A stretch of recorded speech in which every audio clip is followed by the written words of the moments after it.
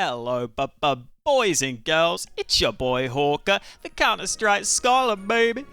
Back with another video, this time taking a look at Bymas on Mouz at Pro League.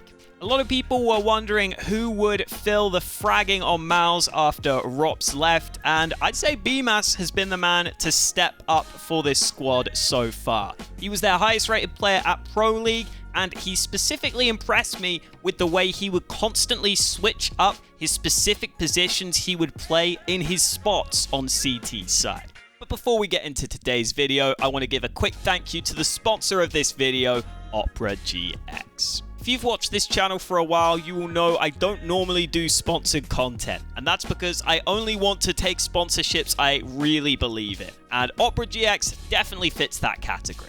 Some of my favorite features are the browser resources, such as the GX control, which allows you to limit the CPU and RAM the browser is using. And this is really helpful when you either just have a bunch of tabs open, or especially for me when I'm looking to DM in CS and have a YouTube video up on the side. It is so nice to be able to just limit those and be able to have that smooth FPS in game that you're looking for. There's also the network limiter, which allows you to limit the bandwidth used by your browser. And again, this is perfect for when you're playing games, you don't want to lag, but you still want to have a YouTube video or maybe something else up on your second monitor. There's also some great accessibility features in the sidebar. If I'm watching a Launders video and I'm getting bored, I can go ahead and see what's live on Twitch right now because you can be logged in straight through into Twitch. Oh, maybe I'll check out XQC. Maybe I'll check out Atrial. Who knows? But you've also got all the other social medias over there. I can go ahead and see that Launders is also getting wrecked on Twitter right now. I can go ahead and go over to Discord and see what my boys are up to. And, oh, looks like one of my friends leveled up to level 9 on Faceit recently. Good job, Beesball. And finally, there's the GX player, which allows you to play music from your favorite music player, either Spotify, Apple Music, or YouTube Music. And it is so smooth to be able to bump to some tunes and then go ahead and play a YouTube video and have the browser instantly cut out the song. And then as soon as the YouTube video finishes, that song will start playing again. And it's also available on mobile with GX Mobile, which can be connected to the desktop version. I seriously love this browser, and I think you guys would too. So if you're interested, check out the link in the description and the pinned comment. And without further ado, let's get on with the video. On CT side Mirage, Bymas was playing A, and I love how many different positions he plays in this spot. For example, here in round 4, he starts in this elevated palace position, but once his teammates lose connector, he realizes he's better off going aggressive towards ramp, and eventually finds himself playing towards Tetris, where he's able to get one kill and has a better chance of establishing a crossfire with his teammates in CT, even if that unfortunately doesn't happen for him this time round. A couple of rounds earlier, he was playing the standard under palace position instead, and again, unable to get kills in this position, but does good damage, and it's still a good spot to play. Then a couple rounds later, he's playing towards this sandwich position, which G2 aren't able to fully clear him out of. He stays pretty composed here, and even though he doesn't get that first kill, this is a really nice snap onto this second player. And then in round 12, he goes ahead and goes aggressive towards ramp for the first time and finds a really nice timing window, sneaking through ramp, getting into enemy lines.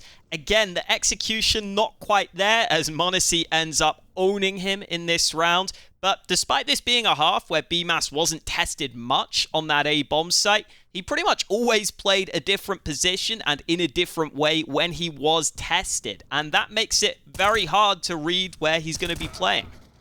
I was maybe a little surprised how often Bymas had some of these flubs, considering I picked demos where players have had good solid stat lines.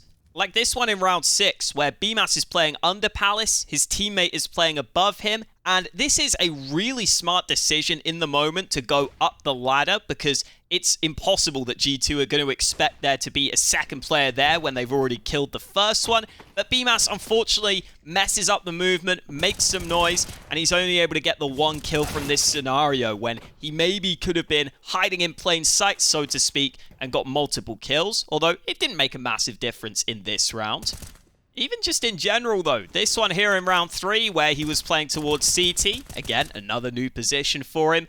This is a kill you really just should be getting at the pro level. You can't afford to miss that one too often. Or this one over on T side, where he's lurking through Palace, as he oftentimes likes to do. He gets this really good timing window where he probably should get this kill onto Nico, but just can't quite put the pieces together.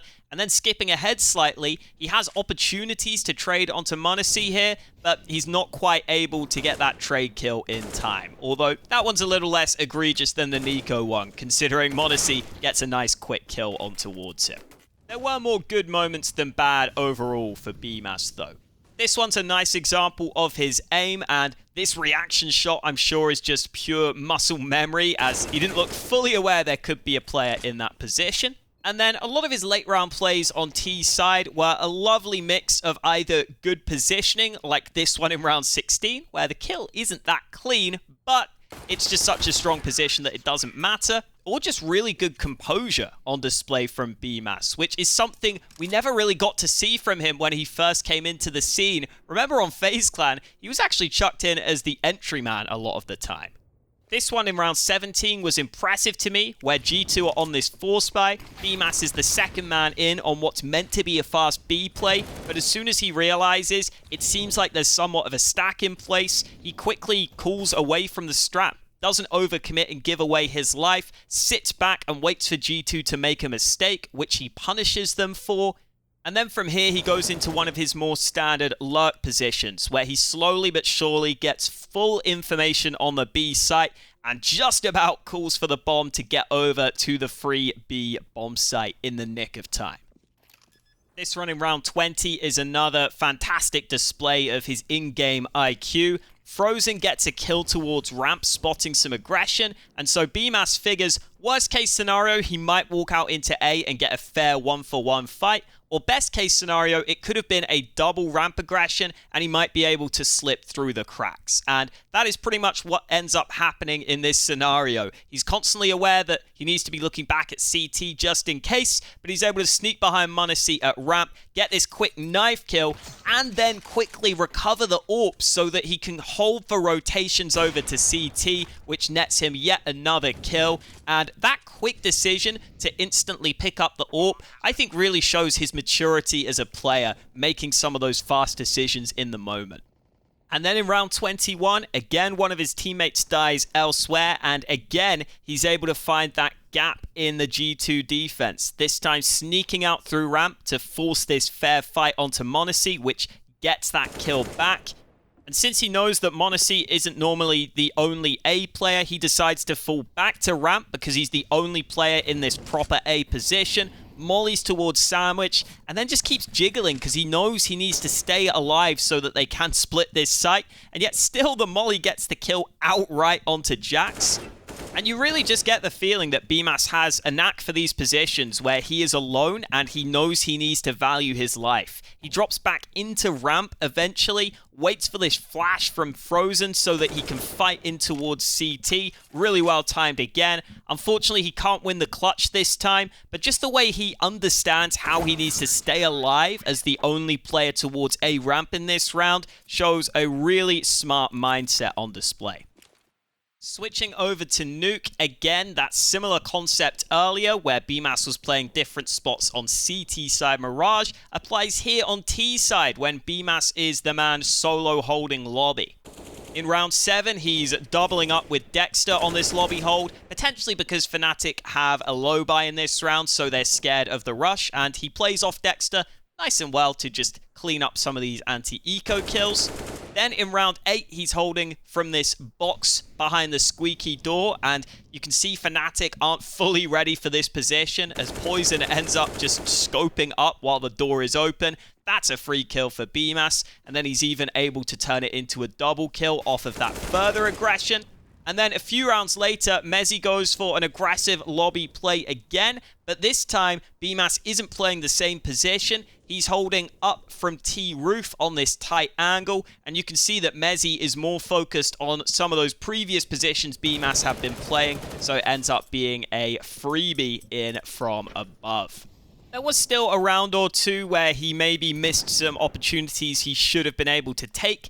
This one here in round 15, he really should be getting this kill out through Squeaky, and I noticed a couple of times his spray seemed a little wild on occasion. I don't think his spray control is his biggest strength, but he more than makes up for it with this banger shot through the vents, and then this turns into complete chaos as there's team damage all over the place, another kill for Bymas, and then a team kill from Frozen behind him, so just a chaotic round all round really.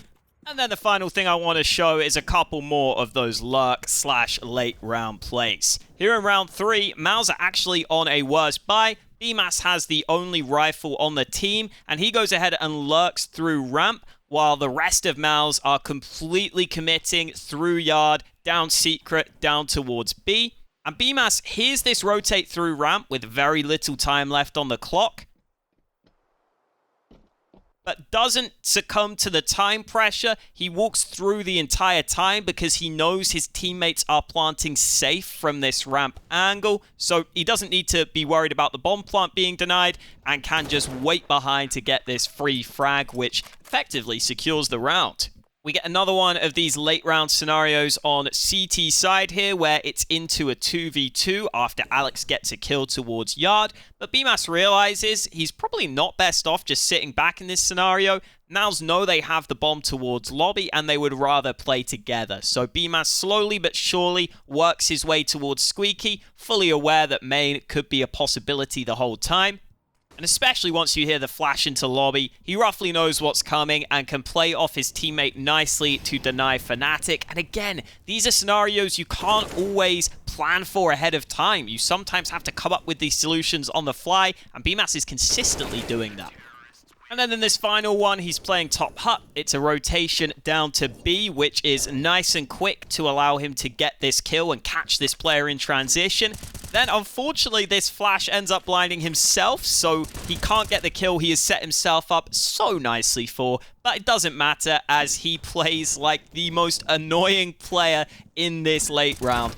Doesn't give away the fight initially so that Frozen can deny the plant, and then just plays the time exactly as you should at the end here. I'm sure from Mezzy's perspective, this must have been annoying to come up against, but credit to Bymas, he played this exactly how you want to. Thank you guys for watching. Hope you enjoyed the video. If you did, why not check out another one? YouTube thinks you'll like this video over here, and I got my own special recommendation for you over here. Oh, and also, you made it to the end of the video, so you probably enjoyed it. So why not subscribe? Thanks for watching, and I'll catch you next time.